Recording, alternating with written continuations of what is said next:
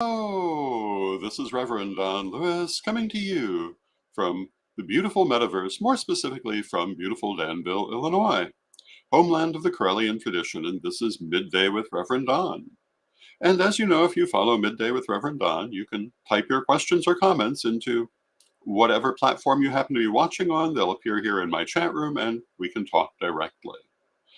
And I love spending this time of day with you. I hope that you enjoy spending this time of day with me. And I love the fact that we get viewers from all over the place.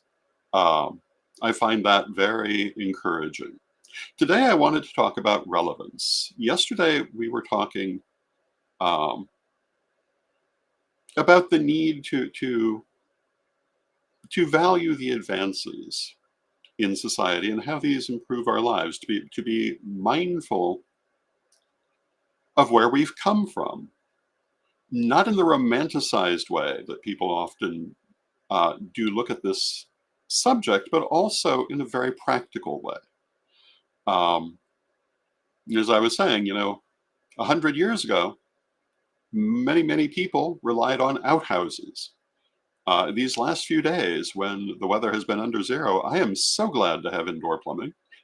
Um, it wasn't that long ago that we didn't have things like cell phones or even phones themselves, if you come down to it. Um, go back a couple of 100 years, and there was nothing like that. And I think that we're far better off for having them. And that has kind of given way to today's subject of relevance. Um, I was asking myself, what am I going to talk about today? And relevance suggested itself because, in the end, relevance really is um, the main subject of so many things. Are you relevant? We've been talking for some time now about the Witchy Awards and other awards in the community. And I may talk about that again today, but I've been pointing out how much this can mean to creators. One of the reasons is it shows if you're being relevant or not. If you're going to be a creator, are you relevant to the people you are trying to reach, or are you just doing it for ego reasons? Are you saying things that have meaning for people? And if you're not, why are you doing it? That's the kind of thing an award can show a person, or even a nomination. That's the kind of thing that comments in the chat room show. And and hello to Janet in the chat room. And one of the things I like about this program is that I can see people's comments as they're making them, and they're often very gratifying comments. They remind me that I have been relevant, and I think that, and we've talked about the concept of relevance for many years, but that question, and hello to Renee in the chat room, of relevance, I think, is always probably the most important question. When you're a creator like this, hello to Vanessa in the chat room. The question of whether what you're doing is relevant is very important, but in your everyday life, both your own relevance and the relevance of situations are very important. One of the things I like to talk about is choosing your fights.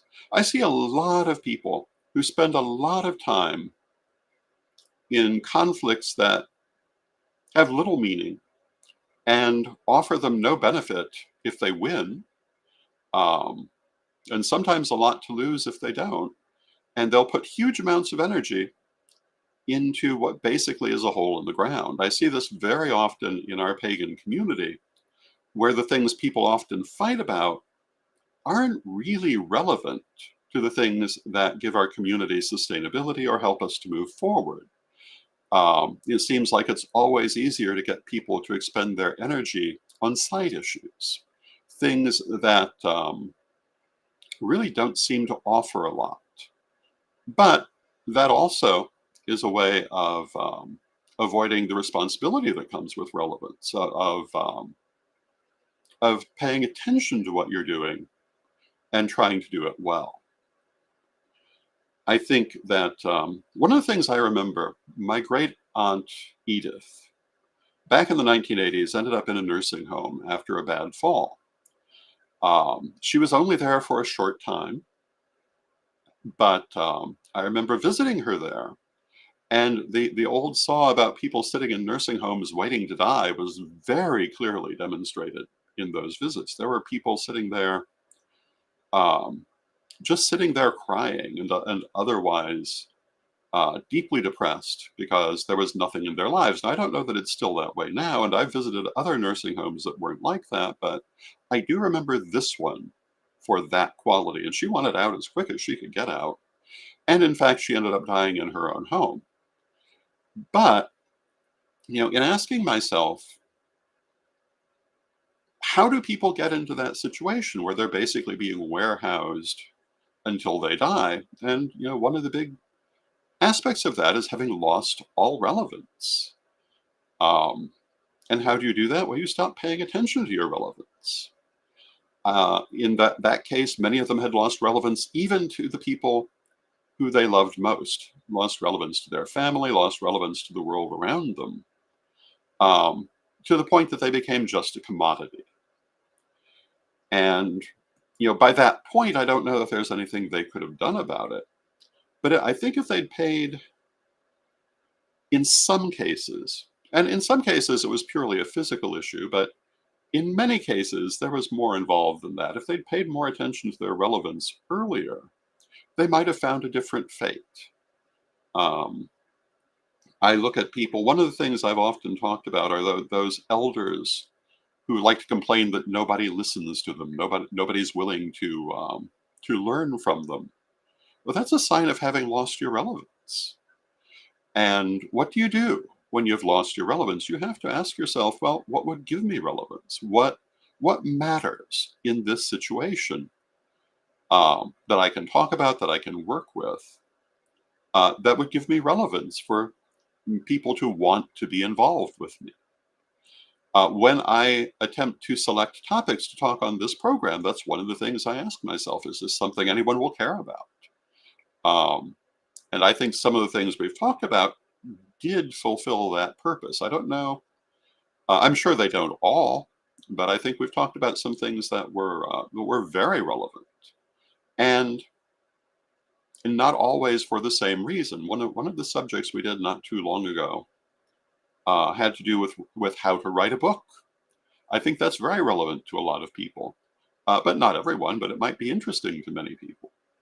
We've talked about psychic and magical skills and um, theology and all sorts of different things. Um, and my goal is always to try to remain relevant to what people want to know. And it's not always an easy subject to deal with. And this is why I often ask people what they want to hear. Sometimes I am more responsive to that than others. Um, but I try to be responsive to it and to deal with things people would like to know.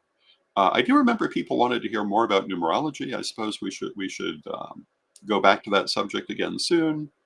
Perhaps we might talk about isopsiphos, which is a Greek form of numerology, which might be interesting to discuss. But when we talk about things like the Witchy Awards, the Sacred Path Awards that came out recently, um, our Corellian Merit Awards that we do periodic that we do at twice a year, originally at Lustration Time, now more as their own event. But these things all help to show what is relevant, help to show what is important to people. And if you are in a position where you're creating content like this, or if you're in a position of leadership or you're in a position of teaching, speaking to what's relevant to people is very important. Um, and sometimes it may be necessary to help them to realize what's relevant. Other times they already know what's relevant. Um, and sometimes what you think is relevant is not what they're going to think is relevant, and that can be very frustrating.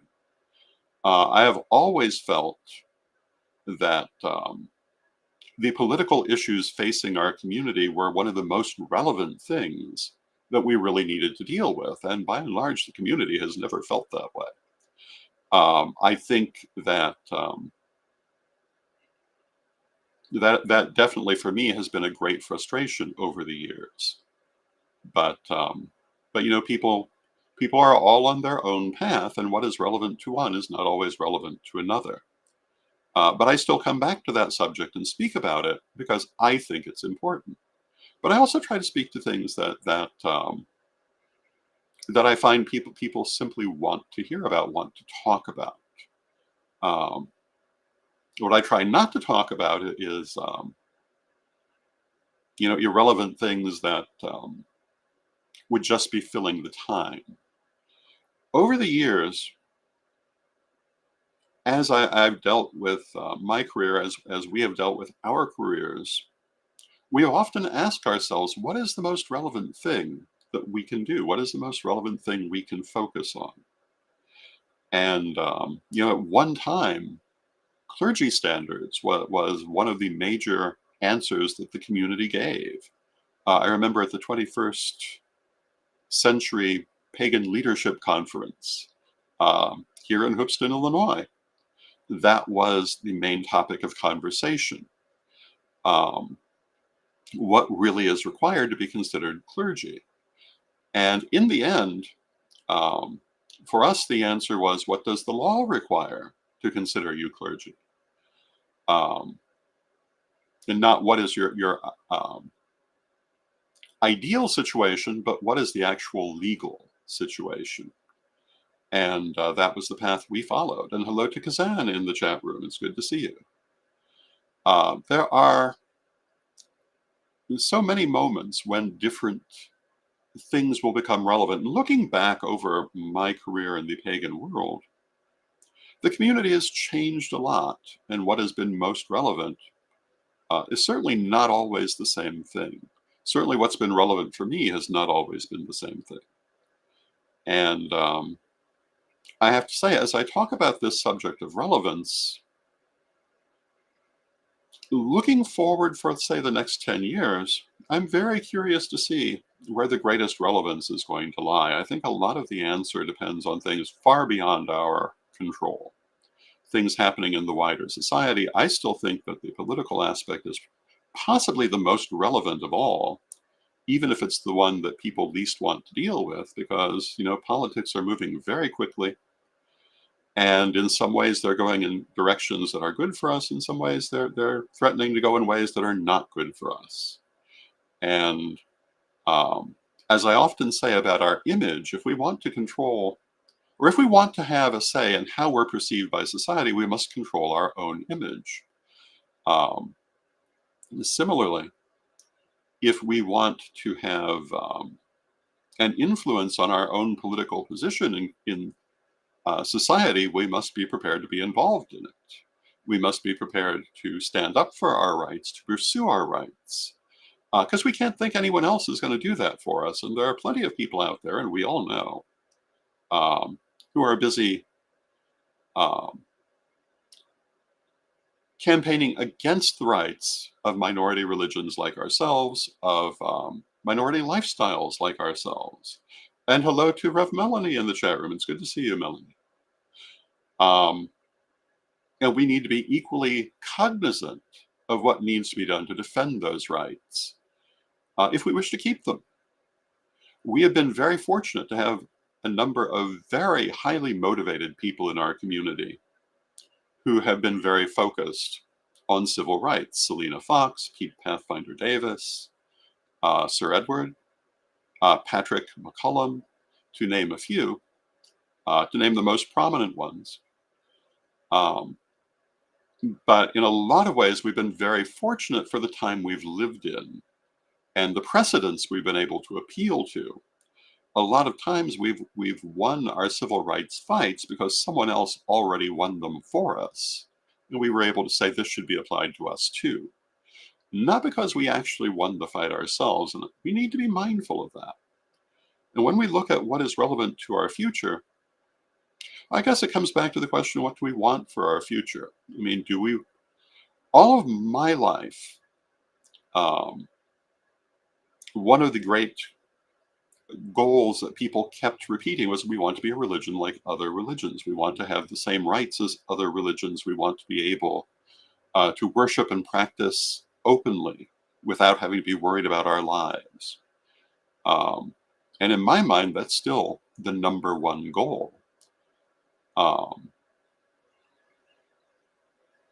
and again, I think we're in a time where a lot of people would like to roll um, certain rights backward, and we need to be mindful of that. I think that's a very important point of relevance at this time. And we have to ask ourselves the question: what are we willing to do to try to maintain our rights as we watch certain groups trying to push back minority rights in general? And if we forget that we are in fact a minority, I think we're going to regret it very, very sincerely. Um, not too long after, at least as far as our legal standing goes. One of the things I remember from many years ago that I think very few people in our community do remember now is the Helms Amendment. We've talked about this. I talked about it somewhere recently on film. The Helms Amendment was an amendment, I want to say it was around 1988, sponsored by Jesse Helms, um, a man of whom, if there's anything good that can be said, I don't know what it is. But it was basically the idea that um, the definition of religion in the United States needed to be limited to exclude anything that involved the concept of witchcraft. And it was specifically intended to make the Wiccan churches no longer churches. There was great activism against this. People worked very hard to push back on it. And in fact, it eventually was defeated. Um, but you just have to look at some of the things being said in politics today to realize there are still people who would like to do that. We're just not high on their agenda at this moment. And this is part of what I mean by relevance. We as a community spend much of our time fighting over identity, fighting over all sorts of things that have very little actual effect on our lives, and often ignoring the things that do. And my message today is that we really must stop and look at those things that do affect us and focus our energies there. And, how do we do this? Well, again, we need those civil rights organizers to continue doing that. But one of the things you'll notice about everyone I mentioned is that they're all older people. I would love to see younger people become more prominent um, in pagan civil rights. I think that we need to be thinking of that next generation. And yet, so often I meet people in this community who seem to be totally bent on beating back the next generation, as if they're afraid of having another generation. And if you do that, you won't have another generation. Or they'll be starting more or less from scratch, despite all that we have done. And they will not see themselves related to us. And I've already seen that happen during my lifetime. Going back to how many people in this community have tended to handle the younger generation, I've watched people beat the younger generation off with sticks virtually. And then wonder why nobody listens to them later, why there aren't younger people wanting to learn from them. Well, the younger people in many cases were there, and you turned them away. And they found other paths. They found other means to move forward. They always will. And speaking of relevance, one of the greatest relevant things we can do is have our doors open to the younger generation, be willing to work with them and cultivate them. Because without them, we're going to find ourselves in a lot of trouble as we get older. And this to me is part of that idea of relevance. Relevance is putting your focus on the things that actually help you, and not on things that merely distract you. So, I'm not quite sure what more I can say about that. I think that really kind of makes my point. But I feel that for us to move forward, we must focus on our relevance. The things that we offer, the things that we do. Why would people want to work with us? That is where we must put our attitudes. Um, the idea that people just naturally will is not really a practical attitude. The idea that a lot of people in our community have, which is that they can um, be very exclusive and take only a few, and lots of people will always keep coming, that's not a very practical attitude either. And that's where we get a lot of those elders who are surprised that people stopped coming, people stopped listening. And I think that focusing on our relevance is the way that we change this, the way that we change our present, the way we change our future. And I hope that for you, you will stop and look at your own life and ask yourself, what is most relevant to me now? What should I be doing now as I move forward? What is going to help me most? And what is just frittering away my energy? And, the answer to that will be different for different people. It will be different for what your goals are in life. And going back to that nursing home experience, and as I say, I've been in other nursing homes where I found happy, cheerful people, but that one was particularly depressing. And it really seemed to me like the people there had lost all of their relevance in life. And I cannot really imagine much worse than being in that position. And I think one of the things that some of those people had done is as they grew older, they only associated with other elderly people and eventually found themselves the last one left. Um, and Kazan in the chat room says, same idea. Um, about the Burn the Witch board game, that we need to reduce bullying and violence against witches in community. It can lead to false accusations. Um, yeah, I mean, and this is what I'm saying about we must control our own image. If we're not putting forward our own image, others will put forward their image of us, and it may not be good. I don't really know a lot about that particular subject. Um, I've heard different things about it, but the relevance comes down to the same thing. We cannot, if we do not put forward our own image, if we don't help people to see us as we are, we really have no right to complain if they see us inaccurately. If we do not make an effort to be seen, we can't complain that we're invisible. Um, we have to work on building our image and our presence in that wider community if we don't want, for example, another satanic panic. One of the things that I lived through, and anyone my age lived through, was that satanic panic, which was a very, very frightening time, at first a somewhat confusing time, and also a shocking time when you go back and look at the fact that many of the accusations people were making were not physically possible at the very start. And there were people on the news who were pointing that out at the time and basically just got shouted down by people who wanted to have this moral panic.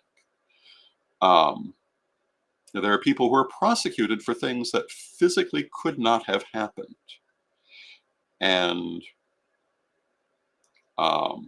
fortunately, we had a lot of people, including the people I was mentioning earlier, who did work on building up our, particularly our Wiccan and pagan image, and saying, yeah, whatever this may be, we're not it. Please be aware we're something different, and they were successful. Um, I remember that time, and this was the 1980s and 1990s. It wasn't long ago, and we need to remember it wasn't long ago, and not just sit here passively watching the show go by.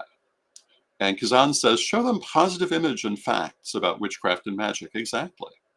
And show them credible, believable people, credible, believable faces, people they know. One of the things I've often said is that, if we look to the LGBTQ community and how they were able to raise the level of acceptance in society, one of the things they did is they pointed out that pretty much everyone knew someone who was LGBTQ, etc.